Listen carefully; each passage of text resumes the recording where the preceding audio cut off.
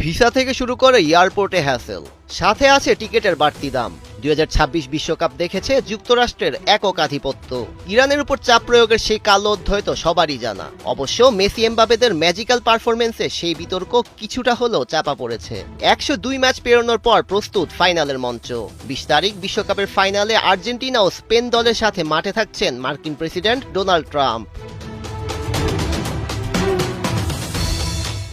সোমবার FIFA world cup ফাইনালে MetLife স্টেডিয়ামে মেসি ইয়ামালদের খেলা দেখতে আসছেন ডোনাল্ড ট্রাম্প। বৃহস্পতিবার এক সংবাদ সম্মেলনে বিষয়টি নিশ্চিত করেছে হোয়াইট হাউসের প্রেস সেক্রেটারি ক্যারোলিন লেভিট। জানা গেছে ম্যাচ শেষে ফিফা সভাপতি ইনফান্তিনোর সঙ্গে বিজয়ী দলের হাতে ট্রফি তুলে দেওয়ার অনুষ্ঠানেও অংশ নেবেন তিনি। বিশ্বকাপের পুরো আসরে এটি হবে ট্রাম্পের প্রথম স্টেডিয়াম ভিজিট। তবে হোস্ট কান্ট্রি হিসেবে যুক্তরাষ্ট্রের প্রস্তুতিতে শুরু থেকে ফুটবল নিয়ে নানা অ্যাক্টিভিটিসে সক্রিয় ছিলেন তিনি। ইনফান্তিনোর সঙ্গে তার ঘনিষ্ঠ সম্পর্কও আন্তর্জাতিক ফুটবল অঙ্গনে বেশ আলোচিত।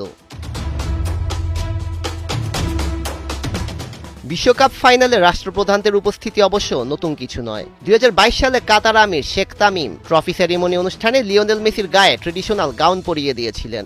আর 2018 আসরে মস্কোতে ফ্রান্সের শিরোপা জয়ের মুহূর্তে উপস্থিত ছিলেন রাশিয়ার প্রেসিডেন্ট ভ্লাদিমির পুতিন। এর আগে ফিফা ক্লাব বিশ্বকাপের ফাইনালেও চেলসির হাতে ট্রফি তুলে দিয়েছিলেন ট্রাম্প।